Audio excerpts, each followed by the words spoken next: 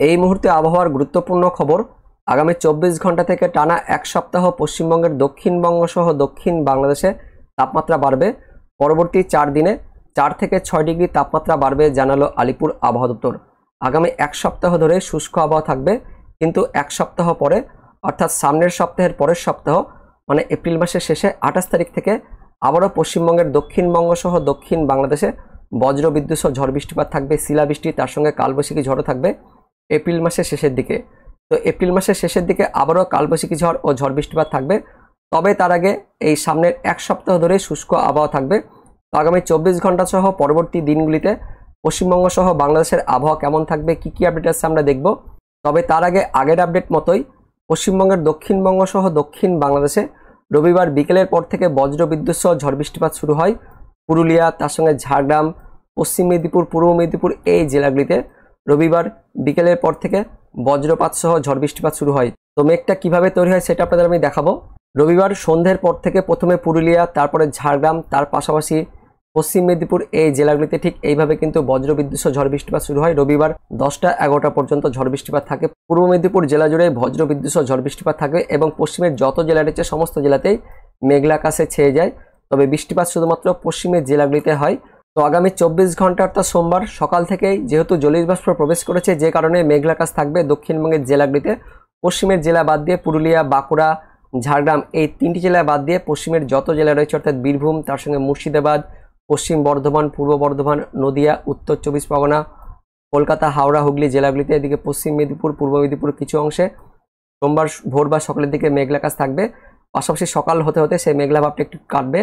9টা-10টার পর থেকে দক্ষিণবঙ্গের বাকি জেলাগুলিতেও পরিষ্কার আবহাওয়া হয়ে যাবে। উত্তরবঙ্গে মেঘলা আকাশ থাকবে সকাল থেকে একদম দুপুর পর্যন্ত। মালদা, দক্ষিণ দিনাজপুর, উত্তর দিনাজপুর, দার্জিলিং, কালিম্পং, জলপাইগুড়ি উত্তরবঙ্গ জুড়ে মেঘলা আকাশ হয়ে থাকবে সকাল 10টা-11টা পর্যন্ত। পাশাপাশি উত্তর বাংলাদেশ জুড়েও মেঘলা আকাশ থাকবে। দক্ষিণ বাংলাদেশে মেঘলা ভাবটা একটু কম থাকবে, তা সত্ত্বেও আংশিক মেঘলা আকাশ হয়ে থাকবে। পাশাপাশি সোমবার ভোররাত থেকে বাংলাদেশের দিকে, বিশেষ করে পূর্ব বাংলাদেশে সিলেট বিভাগ, ময়মনসিংহ বিভাগ, ঢাকা বিভাগ, তার সঙ্গে চট্টগ্রাম বিভাগের ওপরের অংশে, কুমিল্লার কাছাকাছি বজ্রবিদ্যুৎ সহ বৃষ্টিপাত থাকবে। ত্রিপুরা জুড়ে ভারী বৃষ্টিপাত থাকবে। তারপর দুপুরের পর থেকে আস্তে আস্তে বৃষ্টিপাতটা কমবে বাংলাদেশে। পাশাপাশি মেঘলা আকাশটা থাকবে উত্তরবঙ্গ সহ উত্তর বাংলাদেশে মেঘলা আকাশ থাকবে। তার সঙ্গে যেটা আপডেট আছে আগামী 24 ঘন্টা অর্থাৎ সোমবার দুপুর থেকেই তাপমাত্রা বাড়বে পশ্চিমের জেলাগুলিতে প্রায় 36, 37, 38, এদিকে 39, 40 ডিগ্রি তাপমাত্রা চলে আসবে। তো সোমবার থেকে আস্তে আস্তে গরম লাগবে। পাশাপাশি ভ্যাপসা গরম থাকবে দক্ষিণবঙ্গের নিচের জেলাগুলিতে অর্থাৎ মুর্শিদাবাদ, নদিয়া, পূর্ব বর্ধমান, তার সঙ্গে কলকাতা, হাওড়া, হুগলি, দক্ষিণ 24 পরগনা, উত্তর 24 পরগনা, পূর্ব মেদিনীপুর এই জেলাগুলিতে ভ্যাপসা গরম থাকবে।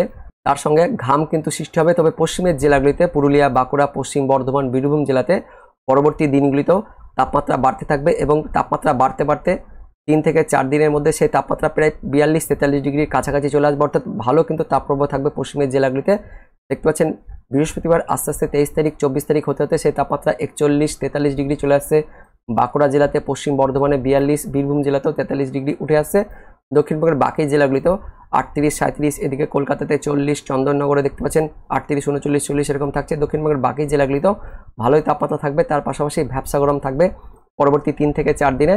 শুক্রবারের পর থেকে আস্তে আস্তে তাপমাত্রা কমবে। শনিবার থেকে মোটামুটি তাপমাত্রা একটু কমতে থাকবে। অর্থাৎ দেখতে পাচ্ছেন 26 তারিখ থেকে তাপমাত্রা কিন্তু একটু কমতে থাকবে।